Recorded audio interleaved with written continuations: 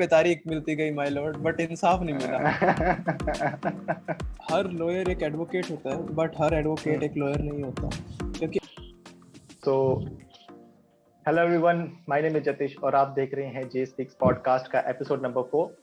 और आज हम जिस कैरियर ऑप्शन के बारे में बात करने जा रहे हैं वो काफ़ी एक लीगल कैरियर ऑप्शन है। शुरुआत करने से पहले मैं काफ़ी लोग मुझसे पूछ रहे थे कि इस पॉडकास्ट का मोटिव क्या है, इसका पॉडकास्ट का मकसद क्या है। तो मैं एक शुरू में ब्रीफ इंट्रोडक्शन से देना चाहता हूँ कि इस पॉडकास्ट का हमारा मोटिव क्या रहेगा। तो बेसिकली मेरे पॉडकास्ट शुरू करने का मकसद यही है कि हम जब ग्रेजुएशन में होते हैं, फिर ग्रेजुएशन जब पास कर लेते हैं, तब जाके हमें रियलाइज होता है कि भाई ग्रेजुएशन के अगर फर्स्ट ईयर में या सेकंड ईयर में हमें कुछ पता चल जाती फील्ड के बारे में, तो हमारा कैरियर ग्राफ कहीं और होता। या फिर हमें ग्रेजुएशन के बाद पता चलता है कि भाई मेरा इंटरेस्ट तो एक्चुअल में सिविल सर्विसेज की तरफ था, मैं तो इंजीनियरिंग वैसे ले ली। तो ये मेरा थोड़ा सा मोटिव है कि इन्हीं सब चीज़ों के ऊपर डिस्कस करने के लिए मैंने पॉडकास्ट बनाया, ताकि आने वाली जनरेशन है उनको पता चल सके कि भाई एक्चुअल में करियर ऑप्शन जब हम चूज करते हैं उसका फ्यूचर स्कोप क्या है और हमें किस प्रकार से करियर ऑप्शन के बारे में चूज करना चाहिए। और थोड़ा सा अगर फ्यूचर नॉलेज मिल जाए करियर ऑप्शन के बारे में तो हमेशा वो अच्छा ही रहता है। तो इसी कन्वर्सेशन को डिस्कस करने के लिए आज मैं लीगल स्टडीज के बारे में डिस्कस करूंगा, और इसके लिए मैंने इनवाइट करा है मेरे डियर फ्रेंड साहिल माथुर को। सबसे पहले साहिल भाई, आपका बहुत बहुत थैंक यू, आपने इतने शॉर्ट नोटिस में इनविटेशन एक्सेप्ट करा।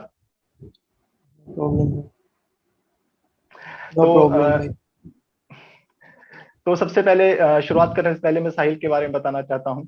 साहिल ने अपनी LLB NLU विशाखापट्टनम से करा है, और साहिल ने क्लैट PG के अंदर ऑल इंडिया रैंक 5 भी हासिल करा है, और अभी NLU बैंगलोर से LLM भी कर रहे हैं। राइट साहिल? हाँ, सही बोला आपने। साहिल, इसमें कुछ और आप ऐड करना चाहेंगे, कुछ और अचीवमेंट्स अपनी इसके अंदर?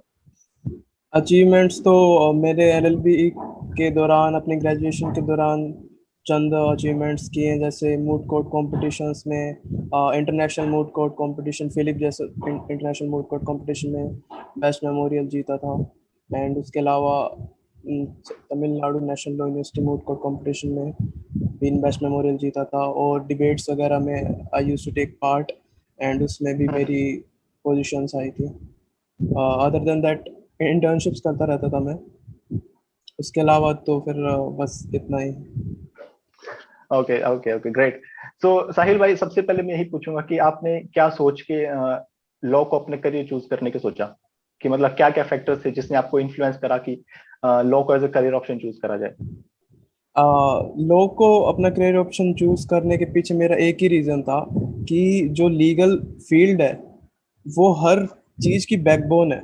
आप कुछ भी करोगे, आपको हमेशा लीगल कंप्लायंसेस को फॉलो करना पड़ेगा।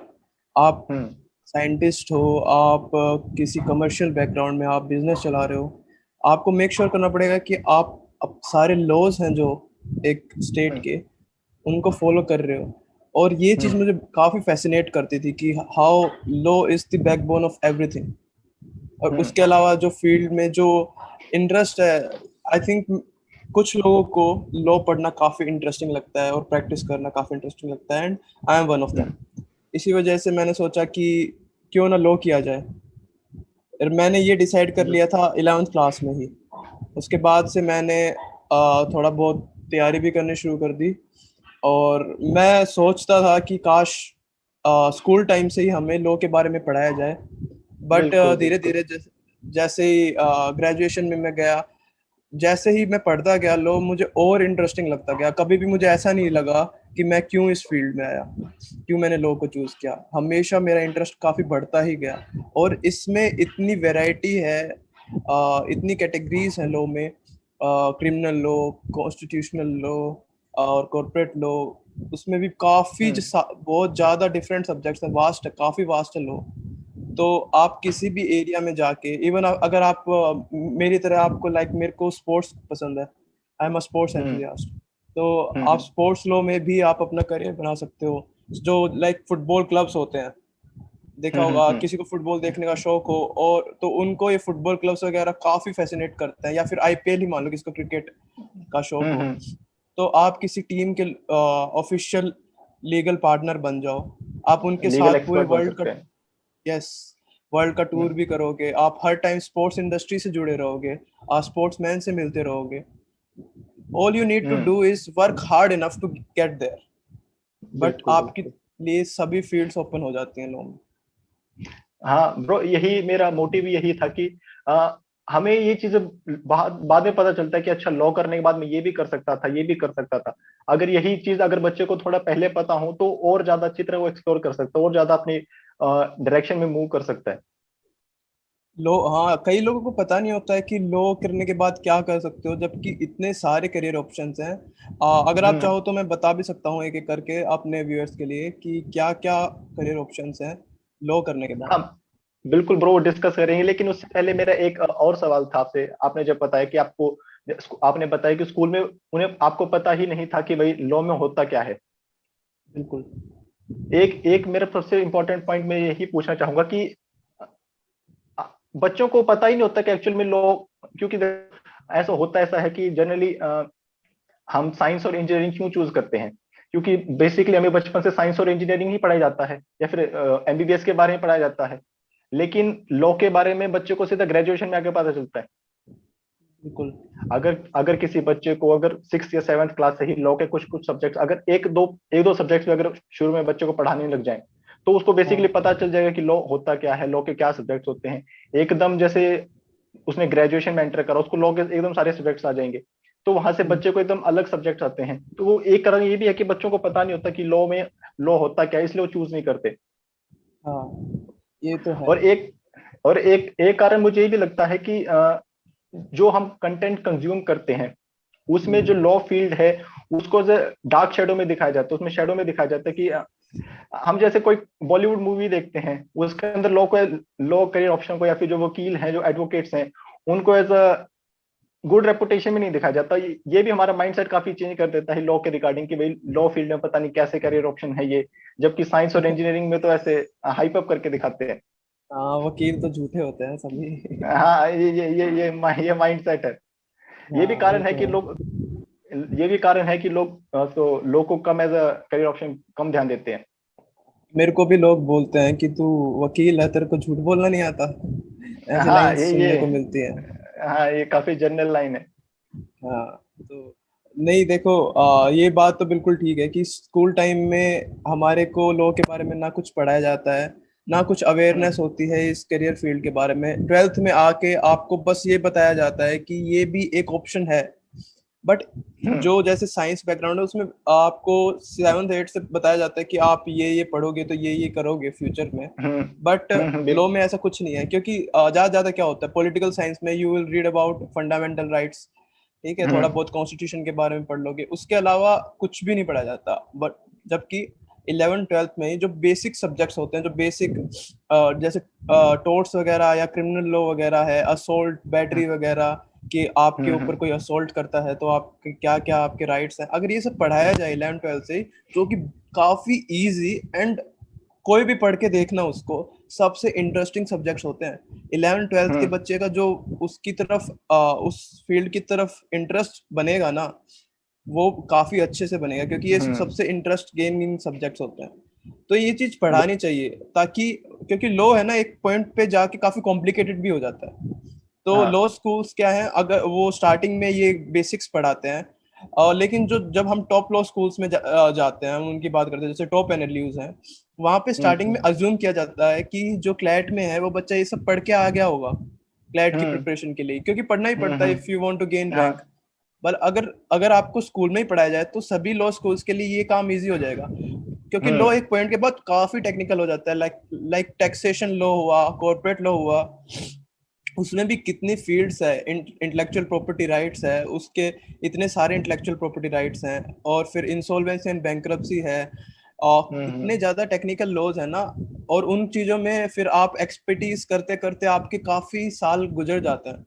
But if you want to create a good human resource in legal field, तो आपके बेसिक्स अगर स्कूल में ही क्लियर हो जाए, तो आपका जो लॉ हम्म स्कूल है, यूनिवर्सिटी है, वो आपको उस तरह से चैनलाइज करने में आपकी पोटेंशियल को मदद कर सकता है कि आप उस पर्टिकुलर फील्ड में एक एक्सपर्ट बन जाएं।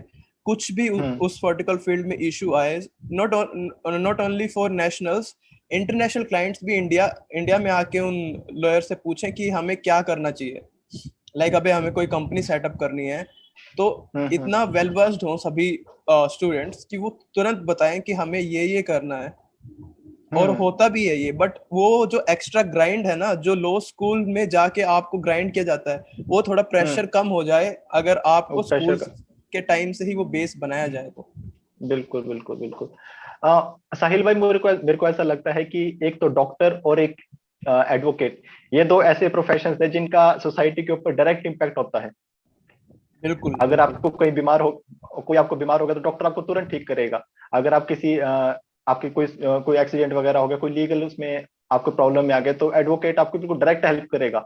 बाकी सारे प्रोफेशन ऐसे हैं जिनके आपका इनडायरेक्ट इम्पैक्ट होता है सोसाइटी में, लेकिन डॉक्टर और एडवोकेट इनका बिल्कुल डायरेक्ट इम्पैक्ट पड़ता है सोसाइटी में। और ये ऑब्वियसली स्कूल्स में पढ़ाने चाहिए बच्चों बच्चों को भी। बिल्कुल, सबको बेसिक अपने राइट्स तो पता होने चाहिए। लाइक हम्म कंज्यूमर राइट्स, हम कंज्यूमर, हमें पता होना चाहिए कि एज अ हम्म कंज्यूमर हमारे पास ये राइट्स हैं, और वो सबको पता होना चाहिए, ना कि किसी लॉयर के बिल्कुल। पास जाना पड़े आपको। आपकी हम्म। स्मॉल कुछ कंज्यूमर राइट वॉलेट होता है, तो ये नहीं है। जैसे एग्जांपल देता हूँ मैं, मान लो आपने फ्लिपकार्ट से कुछ ऑर्डर किया हम्म और वो उन्होंने दिया नहीं। हम्म मतलब मैं अज्यूम कर रहा हूँ, फ्लिपकार्ट को कुछ नहीं बोल रहा। वो उन्होंने दिया नहीं, पैसे भी आपके कट हो गए, ठीक है, हाँ। आपके अकाउंट से चार्ज कर लिया है। तो आप क्या सोचोगे कि अब मैं कैसे वो पैसे लाऊं? आप ट्राई कर रहे हो हाँ। और फिर भी वापस नहीं मिल रहे हैं। तो ये चीज के लिए हम्म आपको लॉयर के पास जाना पड़े, तो छोटे से एक प्रोडक्ट के लिए, लाइक से 2000 रुपीज का प्रोडक्ट है, तो कितना फीजिबल है। हम्म बट आपको एज अ कंज्यूमर हम्म। आपके राइट्स पहले से पढ़ाए जाएं स्कूल टाइम से ही, कि आपको ये करना है, तो कितना बेटर रहेगा।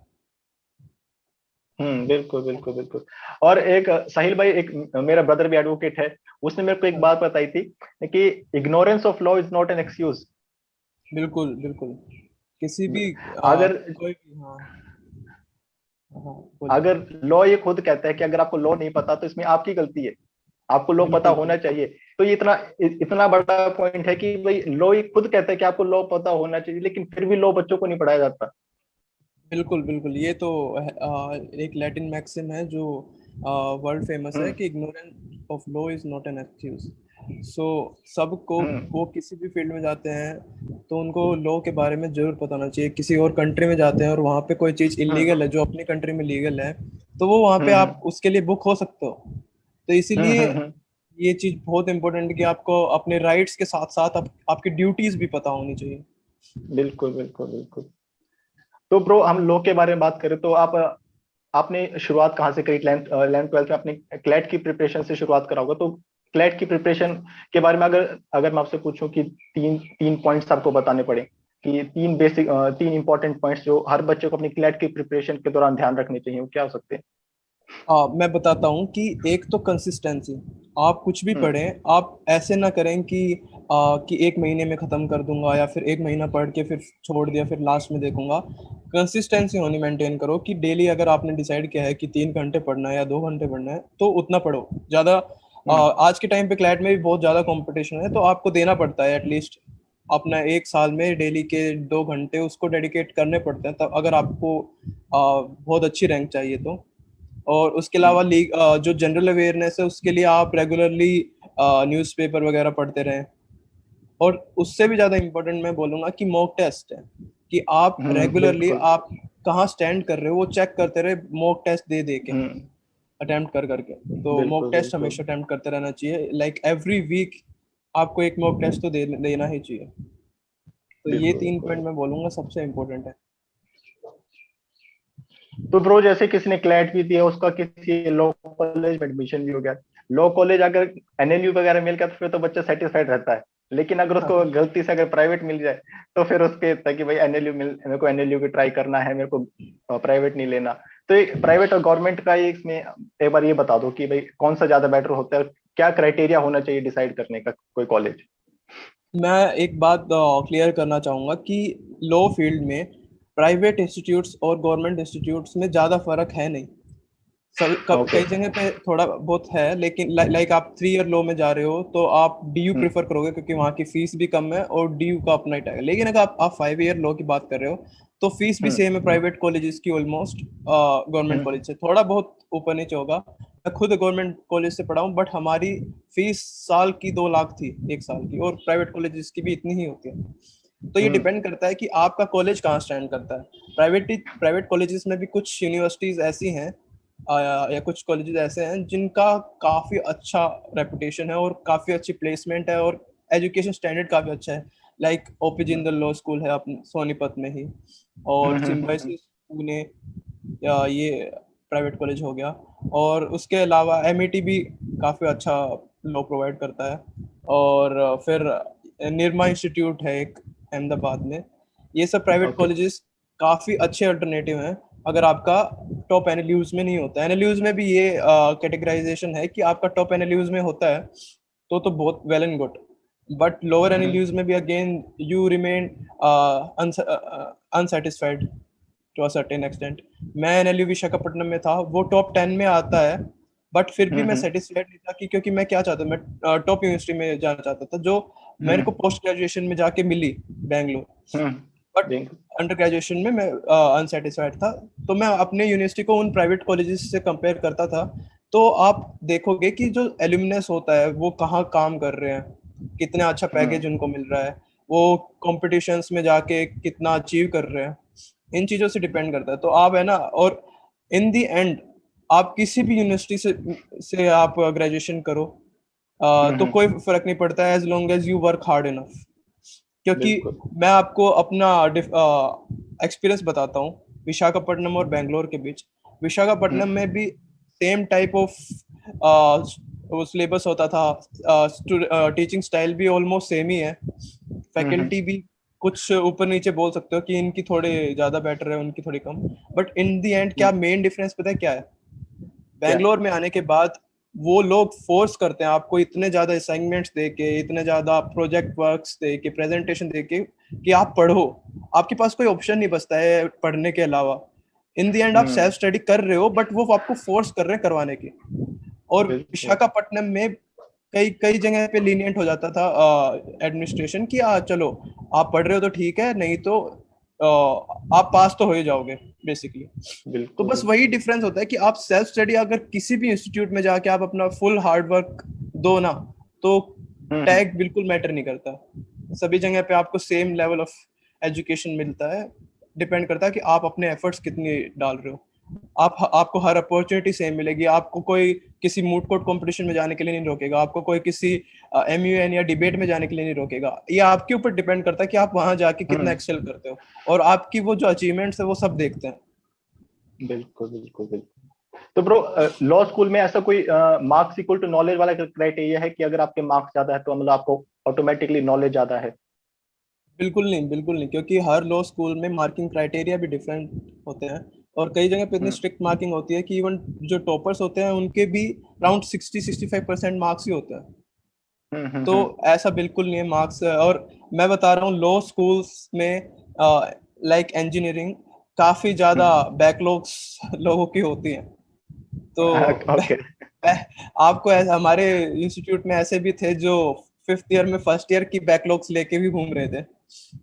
ठीक है, तो एक काइंड ऑफ ट्रॉफी, कुछ लोग ट्रॉफीज की तरह उसको कंपाइल करते हैं अपने बैकलॉग्स में, और वही लोग हो सकता है कि आगे चल के जुडिशरी क्लियर कर दे, जज बन जाए, या फिर टॉप लॉ फर्म्स में काम कर रहे हो, पार्टनर हो वहाँ के। तो ऐसा कुछ नहीं है कि आप चलो आप 1st ईयर 2nd ईयर में आप उतने अवेयर नहीं थे, आपने उतनी एफर्ट्स नहीं डाले, जो कि मैं कहूंगा कि ये सबसे बड़ी मिस्टेक भी है। हम लोग सोचते हैं कि 5 साल की लॉ है, आराम से थोड़ा चिल करेंगे, थोड़ा एंजॉय करेंगे और फिर मेहनत करेंगे, बट एक लॉ में एक ऐसा चीज होता है कि आप एक चीज मिस कर दिए ना, तो वो दोबारा नहीं पढ़ाई जाती आपको 1st ईयर में टॉर्ट्स और कॉन्स्टिट्यूशन पढ़ाया गया तो वो दोबारा नहीं पढ़ाया जाएगा, और आपने वो बेस उस टाइम पे मिस कर दिया ना, आप फिर हमेशा रिग्रेट करोगे। आपको फिर चाहिए, आपको 6 महीने चाहिए उसको दोबारा कवर करने के लिए, और वो कहाँ से आएंगे वो 6 महीने आपके पास? फिर तो आपको और चीजें पढ़नी पड़ेंगी ना। तो जो भी अगर ऐसा सोचते हैं कि स्टार्टिंग में मैं लैक्स एटीट्यूड के साथ चलता हूँ और बाद में कवर कर लूंगा, वो नहीं हो पाता। कभी भी आपको मिस नहीं करना चाहिए अपने एजुकेशन पे। बट मैं वैसे बता रहा हूँ कि marks is not everything. Marks से आप डिफाइन नहीं कर सकते कि कौन कितना टैलेंटेड है। बिल्कुल बिल्कुल बिल्कुल। तो ब्रो, अगर मैं आपसे पूछूं कोई ऐसे पर्टिकुलर सब्जेक्ट्स जो बच्चा अगर एलएलबी 1st ईयर में है, फिर 2nd ईयर में है, कोई ऐसे सब्जेक्ट जो उसको बिल्कुल जो उसको ध्यान देने चाहिए आगे आने वाले सालों में या फिर अब तक भी, वैसे कौन से सब्जेक्ट हो सकते हैं? देखो, सबसे पहले तो कॉन्स्टिट्यूशनल लॉ, हम्म जो अपना संविधान है भारत का, हम्म उसके बारे में आपको हम्म पता होना चाहिए कि कितने भी गवर्नमेंट जॉब्स हैं, क्योंकि लॉ के बाद एक हम्म ये भी करियर ऑप्शन है कि आपको काफी गवर्नमेंट जॉब्स के लिए अपॉर्चुनिटीज होती है। सभी जगह पे constitution plays a major role. आपका मेजोरिटी ऑफ पोर्शन एग्जाम में कॉन्स्टिट्यूशनल लॉ से आएगा। उसके अलावा ओके क्रिमिनल लॉ है, आईपीसी, इंडियन पिनल कोड, और सिविल हम्म लॉ हो गया, सीपीसी, हम्म और प्रोसीजरल लॉ, सीपीसी का ही प्रोसीजरल पार्ट, और IPC, CrPC for criminal law, ये सबसे इम्पोर्टेंट है। फिर law of contracts is also very important, कि ओके आप किसी के साथ एग्रीमेंट करते हो तो वो कैसे गवर्न होगा, तो लॉ ऑफ कॉन्ट्रैक्ट्स काफी इंपॉर्टेंट है। तो ये 4-5 सब्जेक्ट बोलूंगा जो सबसे ज्यादा इम्पोर्टेंस के होते हैं। उसके अलावा सर्टेन सब्जेक्ट्स आप ये आपके इंटरेस्ट के अकॉर्डिंग भी पढ़ते हो, बट ये सब्जेक्ट्स आपको पढ़ने ही पड़ेंगे अगर आपको कल को ग्रेजुएशन के बाद सोचना है कि मैं क्या करूँगा अब। तो इवन हम्म जुडिशरी के लिए ये 4 सब्जेक्ट्स हैं जो मेजोरिटी ऑफ पोर्शन जो जुडिशरी के सिलेबस का होता है वो इन्हीं 4 सब्जेक्ट से आता है। ब्रो, जैसे आप बताते 3 ईयर लॉ और 5 ईयर लॉ, तो कौन सा बेटर है इनमें, 3 ईयर लॉ में और 5 ईयर लॉ में? डेफिनेटली 5 ईयर लो बेटर है, क्योंकि अगर अगर आप 5 साल अपने एक ही चीज को डेडिकेट कर रहे हो, क्योंकि जैसे मैंने किया है इंटीग्रेटेड बीए एलएलबी 5 ईयर, उसमें बीए भी है हम्म बट एलएलबी भी है, बट ऐसे इसका मतलब ये नहीं है कि 2 साल हमने बीए ही पढ़ा है और 3 साल ही हम्म एलएलबी पढ़ा है। हमको फर्स्ट ईयर हम्म से एलएलबी पढ़ाया जाता है, और साथ में बीए हम्म के कुछ सब्जेक्ट्स होते हैं like history, sociology and economics. But hmm जो लॉ है वो हमने प्रॉपरली फर्स्ट ईयर से ही पढ़ा है। तो आप खुद ही देख लीजिए, आप 5 ईयर में अपने सारे सब्जेक्ट्स कवर करेंगे, क्योंकि जो बार काउंसिल है उन्होंने मैंडेटरी किए हुए हैं कि यही सब्जेक्ट्स आपको लॉ स्कूल में पढ़ाने ही है स्टूडेंट्स को। ठीक है, तो आप 5 साल में जितने सब्जेक्ट्स कवर कर सकते हो वो 3 ईयर में नहीं कर सकते, ऑब्वियस सी बात है ये तो ऑब्वियसली हम्म 5 ईयर बेटर ही होता है 3 ईयर से। इवन रिक्रूटर्स होते हैं जो आपको जॉब अपॉर्चुनिटीज देंगे, वो प्रेफर करते हैं कि हम्म आपने 5 ईयर लो किया हो। इसमें एक पॉइंट मैं ऐड करना चाहूंगा, मैंने अपने ब्रदर से पूछा था इसमें क्या डिफरेंस है 3 ईयर लॉ में, 5 ईयर लॉ में। वो मुझे बता रहे थे कि जब हम 3 ईयर लॉ ऑप्ट करते हैं तो जो लॉ स्कूल्स वो एज्यूम करके चलते हैं कि आपको लॉ पढ़ना आता है, जबकि 5 ईयर लॉ में आपको शुरू से लॉ पढ़ना सिखाया जाता है। बिल्कुल बिल्कुल, बिल्कुल। यही होता है। हम्म। तो ब्रो, आप बता रहे थे कि लॉ के बाद करियर ऑप्शंस क्या क्या हो सकते हैं, उसके बारे में कुछ बता सकते हैं हाँ, मैं एक बात बताना चाहूंगा कि यूजुअली हमें ना सिर्फ 2-3 करियर ऑप्शंस के बारे में पता होता है कि लॉ के बाद आप आप? ये बन सकते हो। जैसे सबको पता है, सब ने दामिनी मूवी तो देखी होगी कि तारीख पे तारीख मिलती गई माय लॉर्ड, बट इंसाफ नहीं मिला।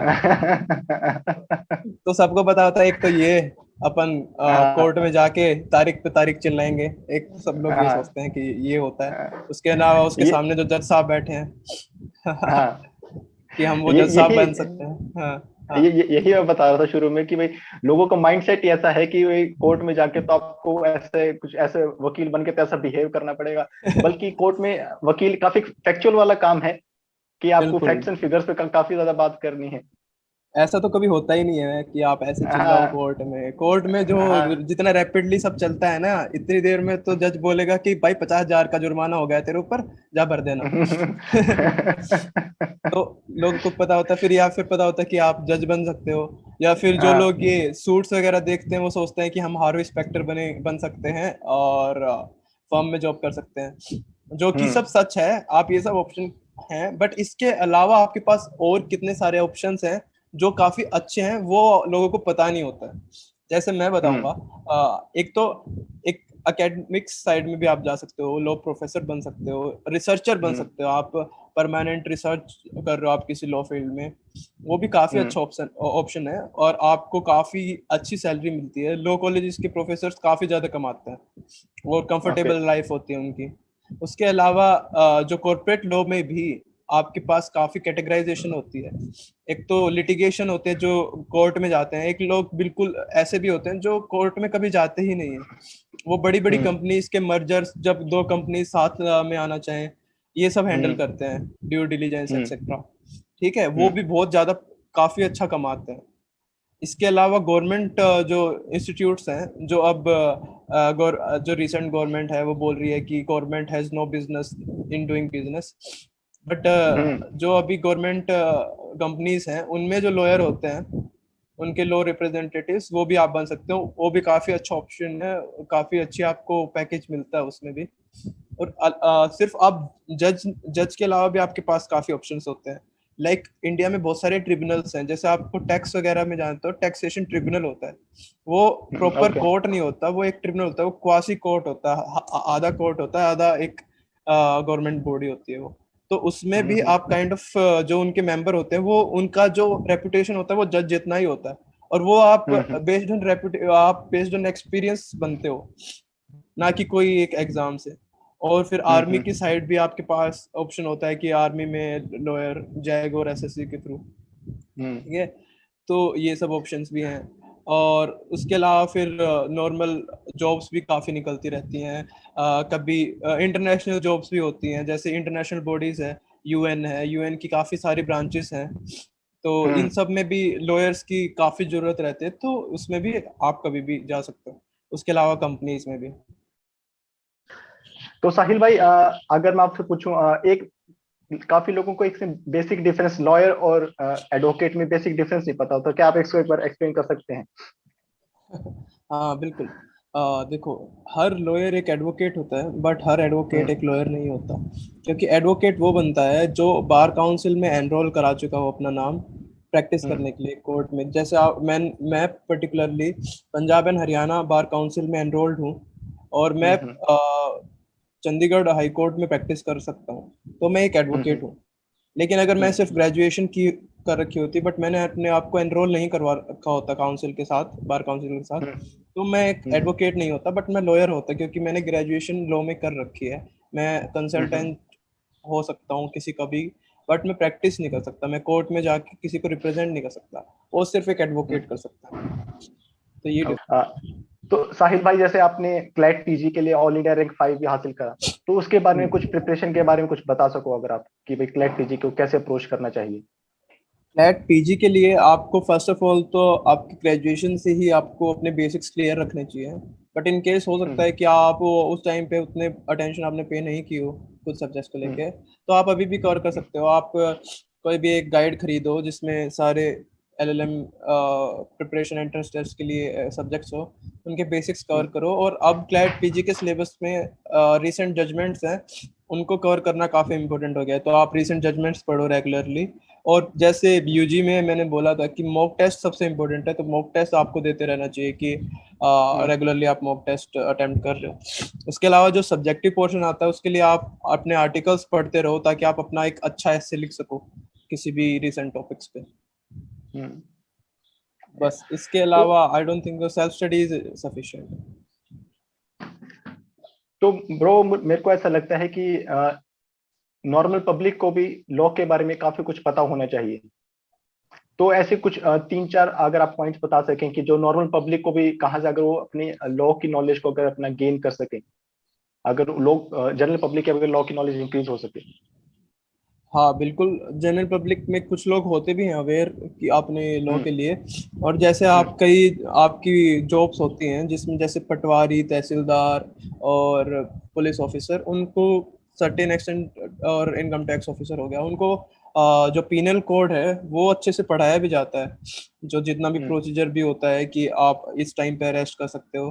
तो ऐसे ही हम्म। जनरल पब्लिक के लिए जो रिसेंट जो लीगल मैगजीन्स आती हैं उनको वो पढ़ते रहना चाहिए। और एक नेशनल लॉ यूनिवर्सिटी जो हैदराबाद है, उनके जो वाइस चांसलर हैं डॉक्टर फैजान मुस्तफ़ा, वो एक हम्म। इसी सर्टेन एम को लेके कि जनरल पब्लिक को लॉ से अवेयर कराया जाए, उनकी एक वेब हम्म। सीरीज भी है, लीगल अवेयरनेस वेब सीरीज, जो कि आप देख सकते हो यूट्यूब पे। और वो काफ़ी इंटरेस्टिंग है, वो एनडीटीवी के साथ डिबेट्स में भी आते हैं, काफ़ी नॉलेजेबल ओके। पर्सनैलिटी हैं। तो आपको आप इवन आप अगर लॉ फील्ड में नहीं भी हैं, तो just to know your rights और just to know the legal situation, legal reasoning behind every action, every act, जैसे कोई भी नया बिल आता है उनके पीछे जो भी रीजनिंग है वो आपको जानना है, तो आप उनकी वेब सीरीज को जरूर फॉलो करें।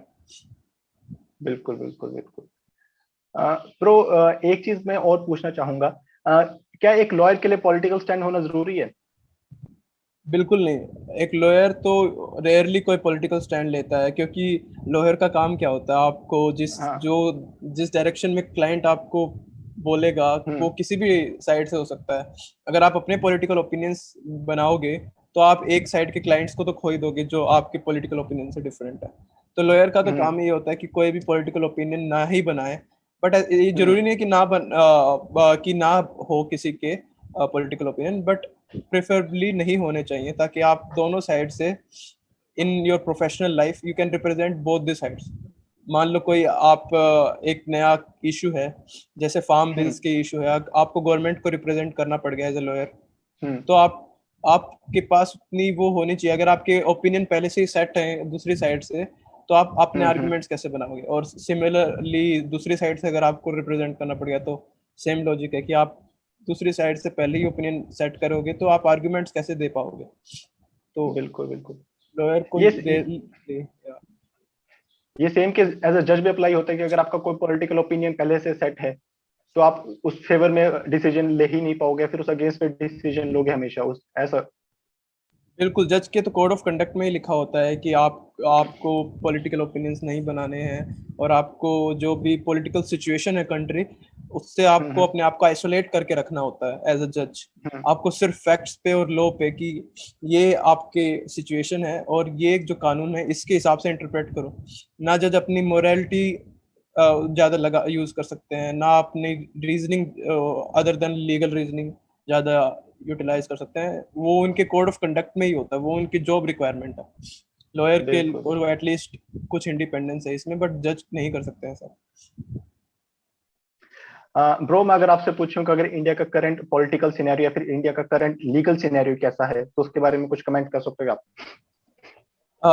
लीगल सिनेरियो, मैं ऐसा बोलूंगा कि आज भी लोगों को लॉ पे अप टू सर्टेन एक्सटेंट भरोसा है भी, बट कहीं कहीं पे नहीं भी है, क्योंकि कानून में आपको न्याय मिलने में काफी साल लग जाते हैं। लाइक एक ही हम्म। केस चलता रहता है आपके ऊपर 10-15 साल तक, या हम्म। 5-7 साल तो चलता ही है। इवन आप निर्दोष हम्म। हो, आप जेल में रहोगे, आसानी से बेल भी नहीं मिलती है। तो हम्म। खास करके अपने देश में लोगों का कानून के ऊपर भरोसा थोड़ा सा कम है, क्योंकि जो सिस्टम है वो काफी ही स्लो है।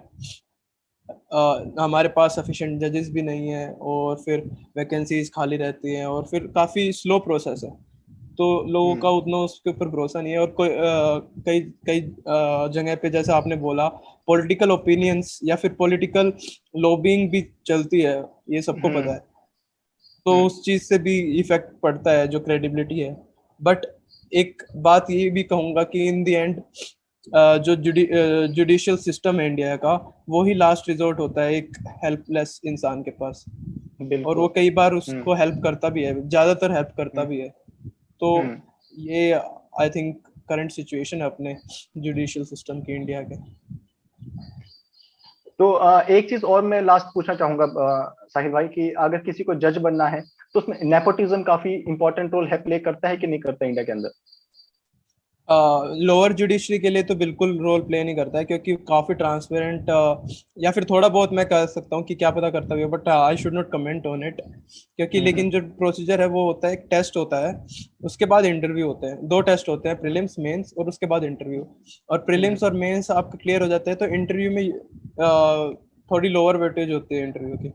तो बेसिकली हम्म। अगर आप काफी स्किल्ड हो, आपको अपने पता है, आपको लो अपना, आप क्लियर कर लोगे वो एग्जाम्स। और hmm. Most of the time interview में चांस होते हैं नेपोटिज्म प्ले करने के, बट आई थिंक ऐसा होता नहीं है।